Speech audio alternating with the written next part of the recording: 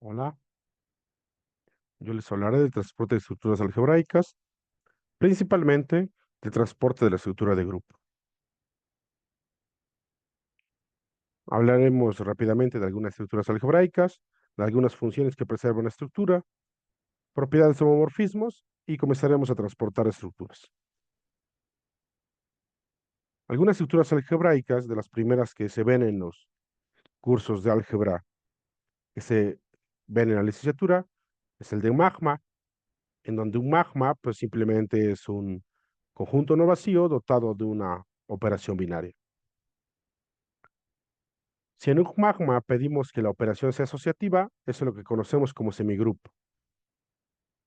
Y si nuestro semigrupo tiene un elemento identidad o un elemento neutro, se le llama monoide. Una vez que tenemos un elemento identidad, pues es posible preguntarnos acerca de los elementos invertibles. Si todos los elementos son invertibles, pues estaremos hablando de un grupo. Si además pedimos que la operación sea conmutativa, entonces estaremos hablando de algo abeliano, un magma abeliano, un semigrupo abeliano, monoide abeliano o grupo abeliano.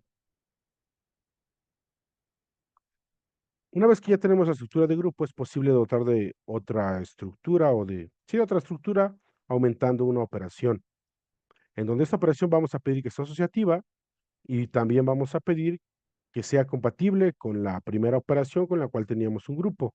Y esto lo vamos a pedir a través de las propiedades distributivas.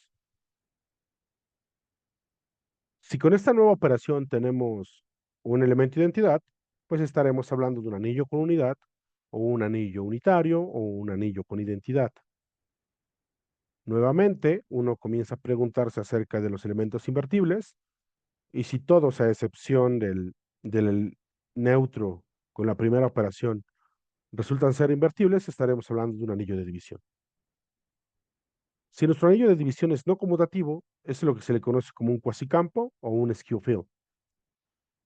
Si es conmutativo, estaremos hablando de un campo.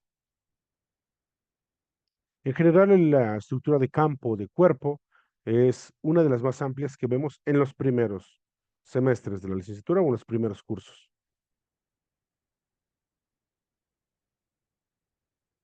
Como funciones que preservan la estructura, podríamos mencionar como un primer acercamiento las transformaciones lineales. Recordemos que allí, en una transformación lineal, cuando vemos espacios vectoriales, pedimos que manden sumas en sumas. Si esta propiedad la abstraemos, es posible hablar de homomorfismo, en particular un homomorfismo de grupos, en donde pedimos que mande una operación en la otra operación. Es decir, que preserve la operación del grupo de salida. Y también aquí podemos hablar de algunos términos que se relacionan con homomorfismos, como es la imagen de un homomorfismo, el kernel, un monomorfismo, un epimorfismo y un isomorfismo. Un monomorfismo es un homomorfismo inyectivo, un epimorfismo es un homomorfismo sobreyectivo y un isomorfismo es un homomorfismo biyectivo. Los homomorfismos de grupos nos cumplen varias propiedades. Por ejemplo, que la imagen del elemento de identidad es el elemento de identidad. Esto nos va a servir para poder identificar en dónde va a quedar nuestra identidad cuando transportamos estructuras. El kernel siempre es no vacío. La imagen de un inverso es el inverso de la imagen. Esto también nos permite tener control acerca de en dónde van a quedar nuestros elementos invertibles. Y manda subgrupos en subgrupos. Y vamos a comenzar a transportar estructuras. Uno se puede empezar a preguntar cuáles son las estructuras que podemos transportar. En realidad, dependiendo de lo que estés trabajando, pues vas a poder transportar la estructura de magma, la de semigrupo, la de grupo, todas las que hemos estado viendo. También es posible transportar anillos, es posible transportar campos en el mismo sentido en que lo vamos a hacer ahora. Y se pueden transportar estructuras un poco más elaboradas, por ejemplo, a lo mejor queremos transportar una medida, pero ahí ya va a depender de lo que estemos trabajando y el área en el cual estemos involucrados.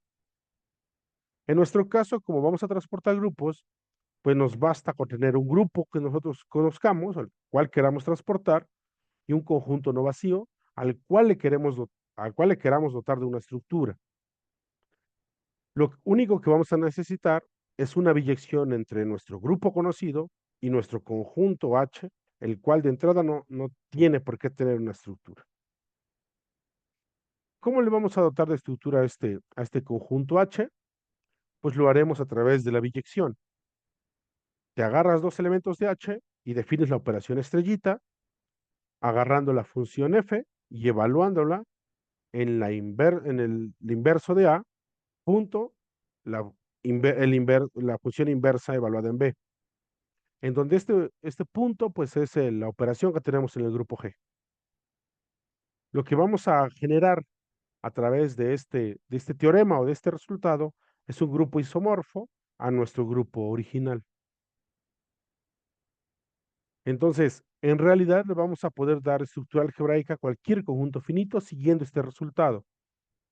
En particular, si tienes un conjunto con n elementos, pues le podemos transportar la estructura del grupo ZN.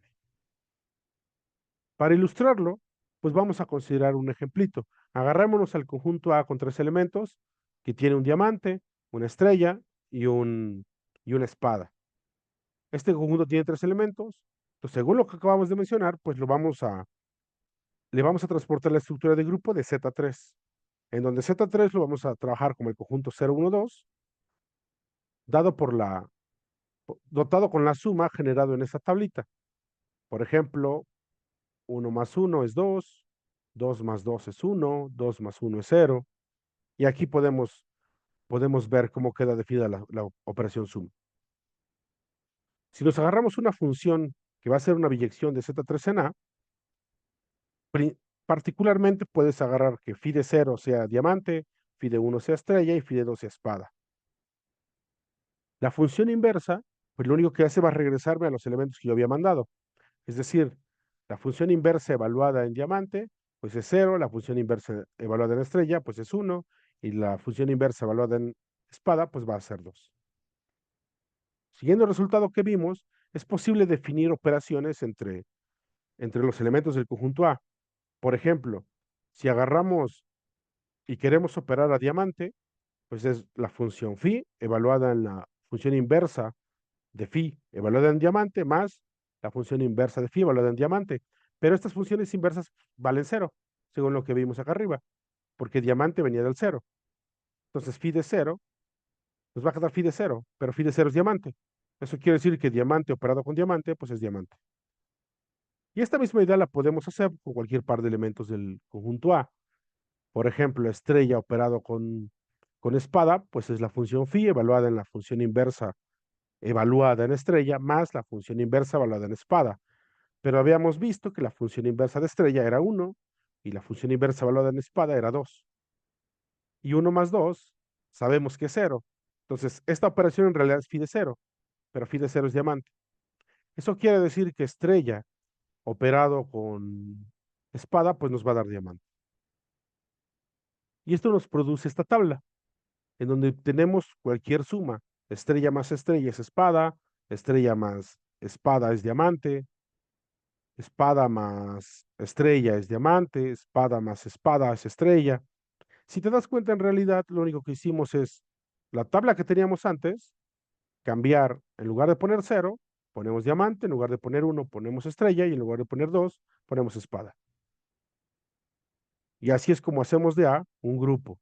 En realidad es un grupo que es isomorfo a Z3. Y esta idea la vamos a ocupar para darle la estructura de grupo a los números naturales. Agarramos al grupo Z y nos fijamos en la biyección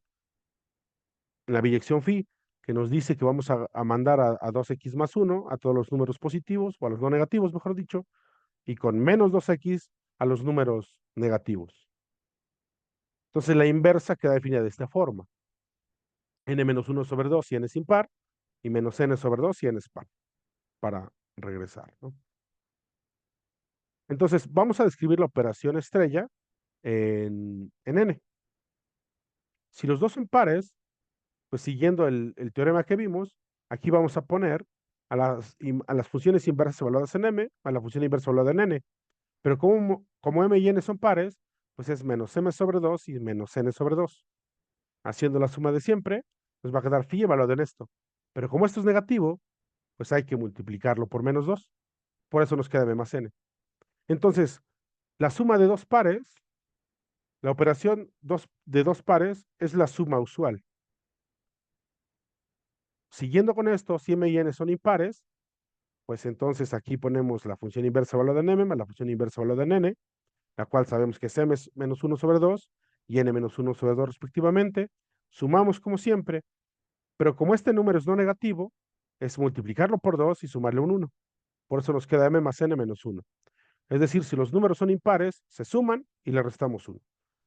Y la suma en el sentido usual. Lo interesante viene cuando se combinan. Si uno es par y otro es impar, aventamos el mismo teorema.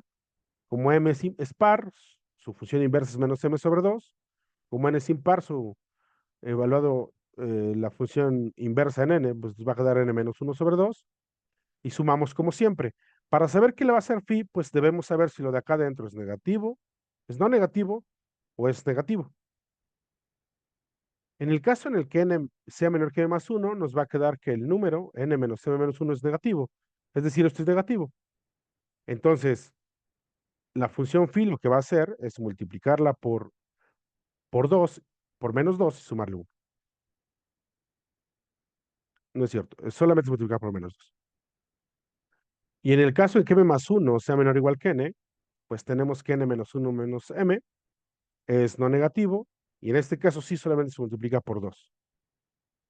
Entonces, si m es par y n es impar, nos va a quedar la operación m más 1 menos n, y si en un caso y en el otro caso nos queda n menos n. Si m es impar y n es par, pues otra vez hacemos el mismo análisis, y cuando n más 1 sea menor o igual que m, pues nos va a quedar m menos n, y cuando m sea menor que n más 1, pues nos va a quedar n más 1 menos n. Y esto nos describe, pues, cómo se comporta la operación que acabamos de dotar a través de una copia de z. Es decir, tenemos que n con esta operación es un grupo. Y para ver cómo trabaja, por ejemplo, 13 operado con 25, pues como ambos son impares, dijimos que se sumaban los números en el sentido usual y se les restaba 1. Por eso nos da 37. Si ambos son pares, pues dijimos que era la suma usual, por eso es 30. Entonces, lo interesante venía cuando uno era par y el otro impar. Por ejemplo, 15 operado con 20, 15 es impar, 20 es par. Y estamos en este caso, 15 y 20. Pero esto nos genera 15 y 20, que estamos en el caso n más 1 menor o igual que m. Entonces la operación, pues va a ser la resta entre ellos,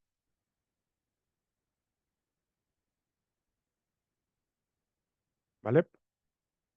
La resta entre ellos y se le va a sumar 1 porque en realidad tenemos que m es menor que n más 1. En realidad era el segundo caso. Por eso nos da 6. Y así podemos ir verificando cada uno de estos, siguiendo la, los, la descripción de la operación estrella. Lo interesante acá es que tú vas a poder transportar la estructura con las mismas ideas, la de anillo, la de campo, y aquí te dejo ahí unos ejercicios para que practiques y verifiques que lo que escribimos aquí es correcto. Otra cosa interesante también es que la operación pues va a estar solamente influenciada, digamos, por la biyección. Es decir, la operación que vamos a definir pues no es única, depende únicamente de la biyección.